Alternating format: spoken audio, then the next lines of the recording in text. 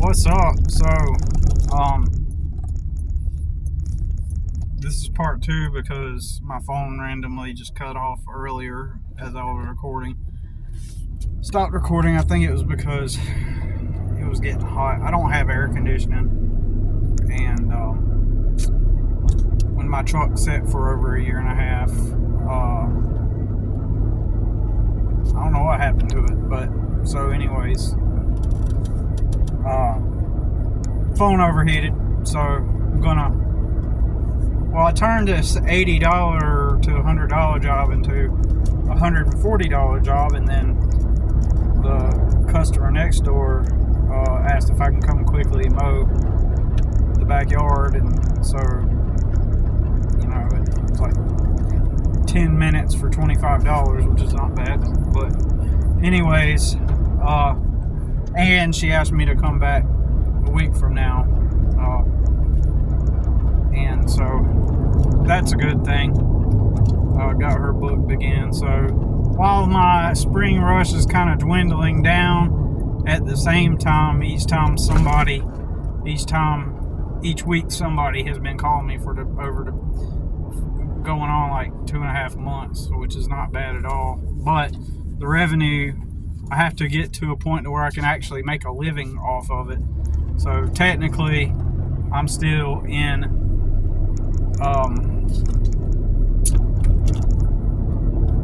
I'm doing a little bit more than I would be doing if I worked at a warehouse.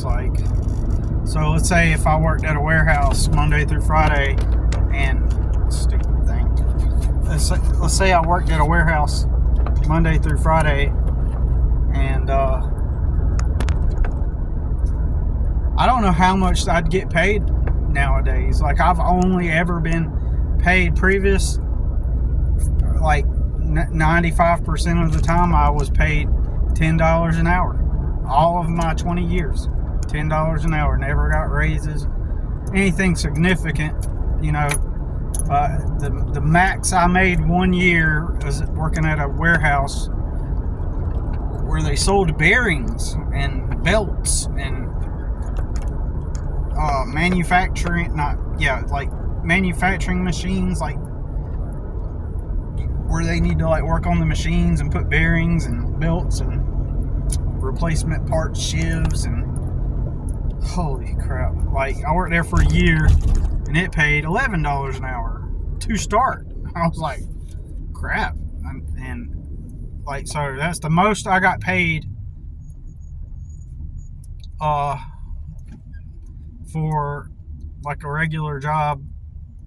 Next, I did get paid at one other job that I worked for 9 months. I worked there for 8 or 9 months, and I got paid a base salary and per diem because I traveled up and down the East Coast, Southeast United States, all over. Anyway, and so I got paid after per diem. I made $485 a week, and I had to quit that job because you ain't gonna believe this. I'll tell you that story. It's insane. It's insane why I quit that job.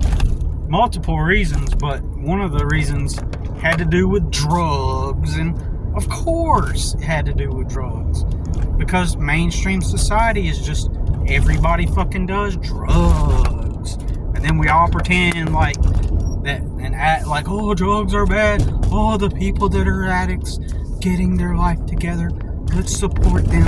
Yeah, I'm gonna mock that crap. Yeah, I'm gonna mock it because it's so pervasive. It's so common and mainstream. Drugs. And then we act like it's not. We act like we still in 2025 act like doing drugs is this, it's the rare few. It's the, I don't know, maybe 7% of the population do the drugs and then they rebel.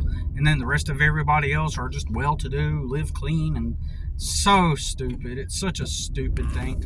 And anywhere you turn, there's going to be drugs. Anywhere you turn, there's always going to be drugs. And And if you hadn't tried it when you were in your youth, you're going to end up trying it at some point. At some point, most everybody's going to do drugs. Right? And then act and pretend like it's the small percentage of the population, which is so stupid. At the risk of sounding redundant, I think just to be redundant and reiterate how stupid that is just, I really want to make my point. It's just so stupid. And anyways, so yeah, I made $485 take home at that job, right? But I was traveling, and I'm gonna tell you, man, the dude I worked with, best worker I ever worked with, man. I loved working with him.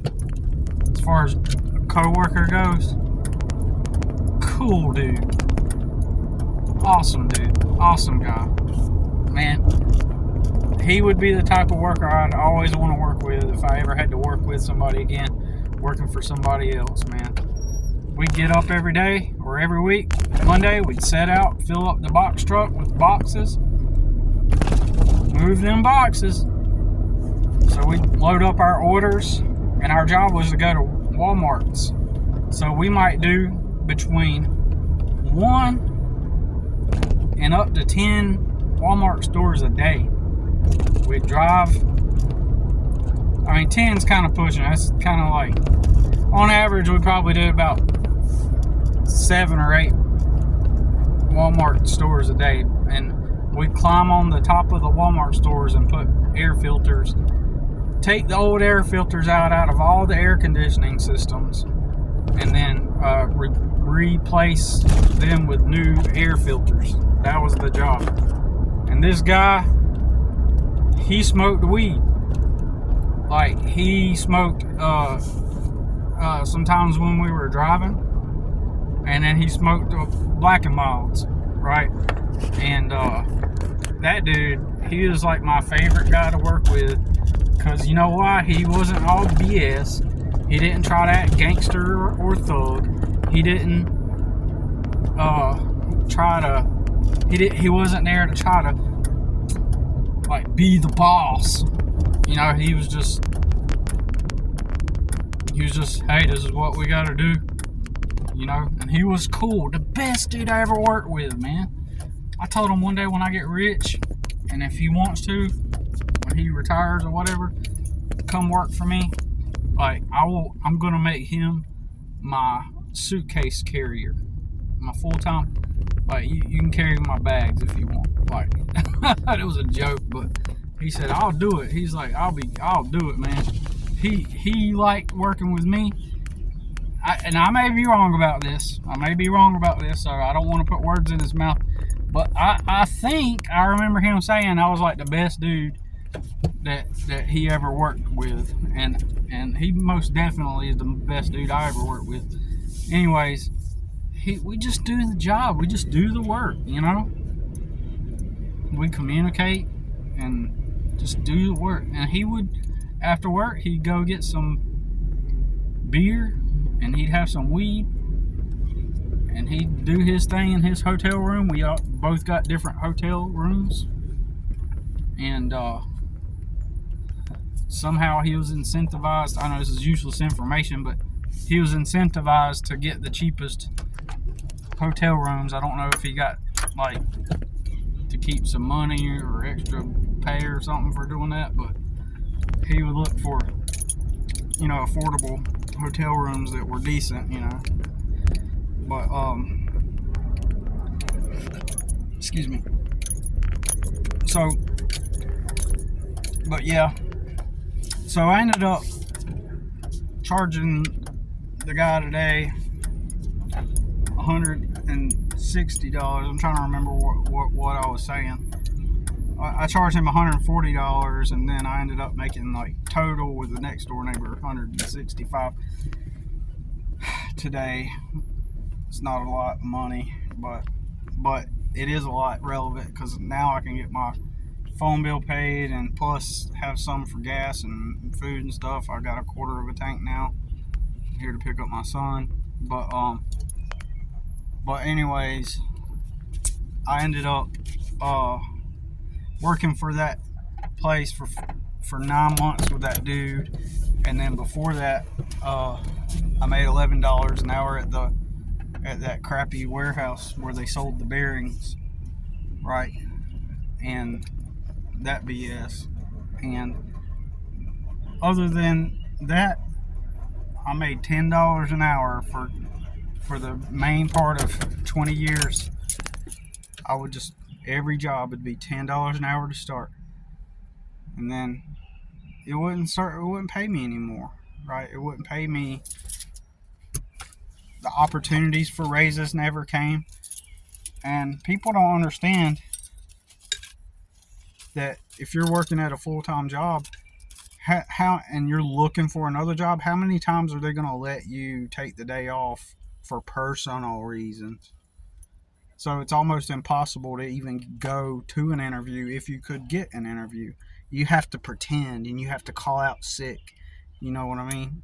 Like, isn't that weird how, like, if you do want to get, like, another job working for someone else or working somewhere else or whatever, isn't that weird how, in order to make that transition, you have to be sneaky about it? You have to, like, lie to your boss.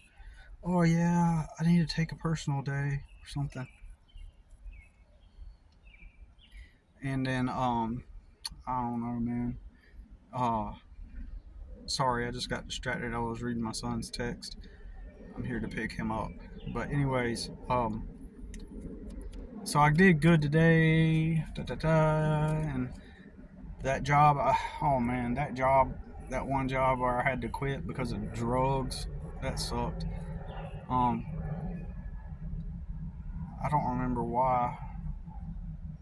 I mean, anyways, I think it happened when my partner took a vacation or something, or he quit or something like that. I can't remember. So, um, my bad. I know I'm kind of like all over the place right now. It's just I didn't realize I was gonna be here so quickly to pick up my son. So my bad if you're listening to this. But um, what I was saying in the original video is is uh, each week uh, kind of lost my train of thought. I saw a girl just pull up and looked like she had like dyed red hair, like red. And she looked over at me, and the girl in the car kind of looked over at me weird.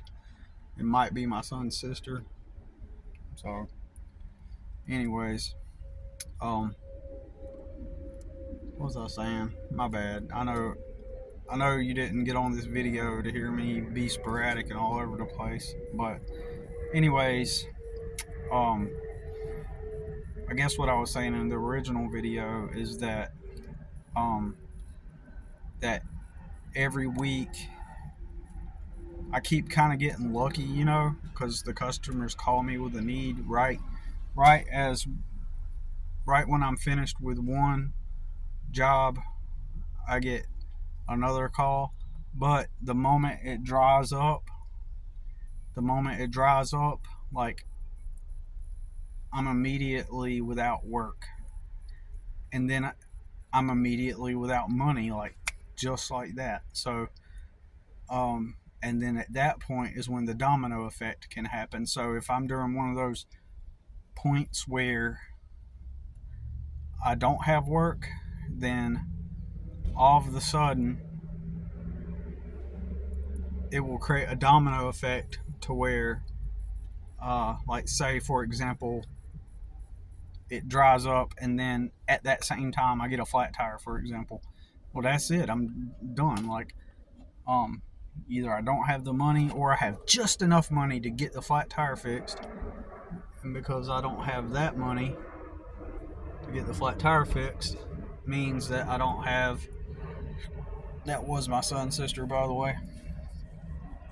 I don't have the money to get the flat tire fixed, then I don't have uh, then the next thing that happened, and then the next thing that happened, and the next thing that happened, and suddenly I'm in the negative, and then the next thing you know, I'm like,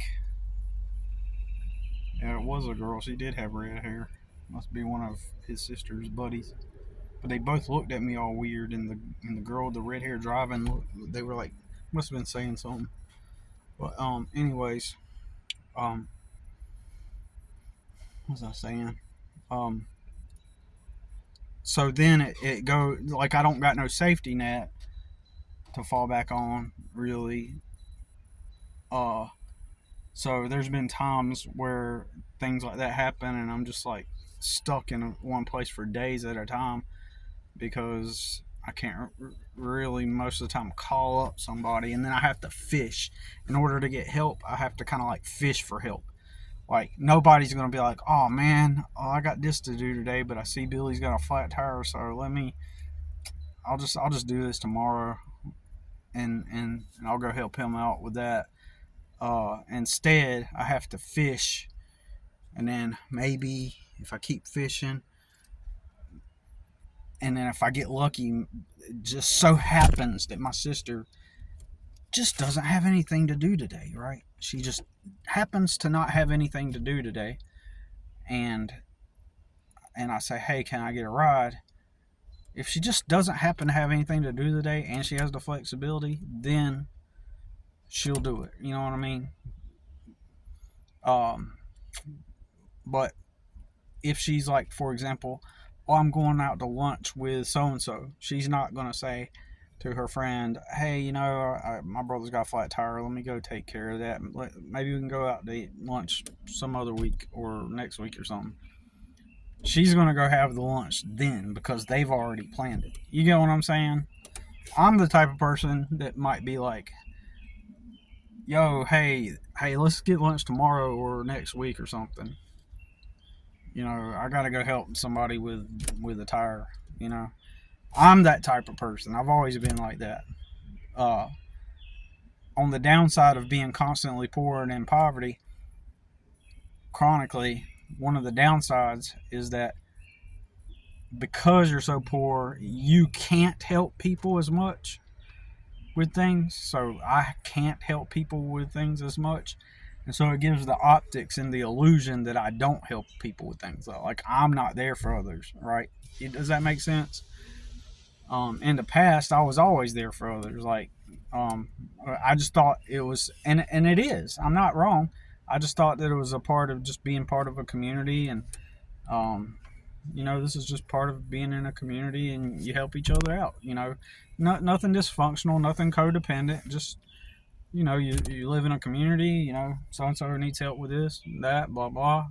For the most part, everybody takes care of themselves, but sometimes you need help. That's generally how community works. So as a poor person, I'm acting that way, right? I'm acting like I'm just a part. I'm acting normal, basically, right? But over the years, as the poverty increased and my situation got worse, the less and less I can help. So I'm more. So then I ended up becoming someone that is not part of a supportive community for the most part, right? I'm not part of a supportive community, right? Over the years as time passed, and the more I'm vocal about, I'm pretty sure, especially on my private Facebook page, because I'm very vocal about like how things are, and I'll talk about it. I'm pretty sure that caused a lot of people to shy away from me too, because I'm pointing out all of the hypocrisy, all of the because when you're in a very impoverished situation, you get to really see how humans really are, and I'm in that easy. It's easy for people to be able to say, well, you just need to up and pick yourself up by your bootstraps and all that BS rhetoric that all pick yourself up, as if I'm not a hard worker, as if my circumstance is a result of not putting in the work or the hard work. The irony being I work harder than most of the people I've known, right? In the sense that the majority of people I know, they don't work two jobs. They never work two jobs. And the majority of people I know have simply gotten lucky in life. Like, literal actual luck, anomalous circumstances, luck. They were never at the bottom like me, and then like started working some jobs and then worked their way up and come out of poverty. But that's the narrative we're taught, right? If you're very poor, you just work yourself out of poverty, and then you realize that the majority of people that do get out of poverty like that, they do so with help, with significant chunks of help, right? And sometimes long-term chunks of help, right? Uh, you know, so um, anyways, so so um,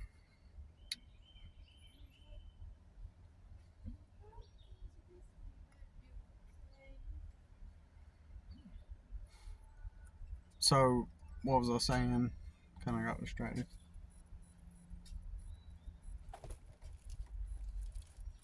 So, anyways, what was I saying? The reason why I got distracted was because my son's sister just walked by and she talks to herself. She's had mental issues, and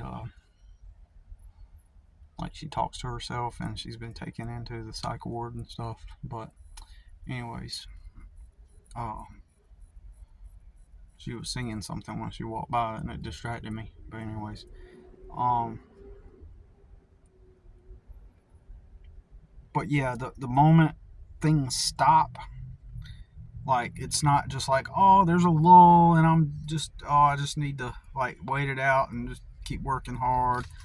Like when bad stuff happens to me, like it like could lead to my, you know, demise, like almost literally. So it's just like constantly through these cycles of having like sometimes go in the negative, not my bank account necessarily, but for example, if I got $8 in the bank account and then I got like a $45 phone bill to pay the next day, then I'm technically in the negative, if that makes sense. But I'm gonna go.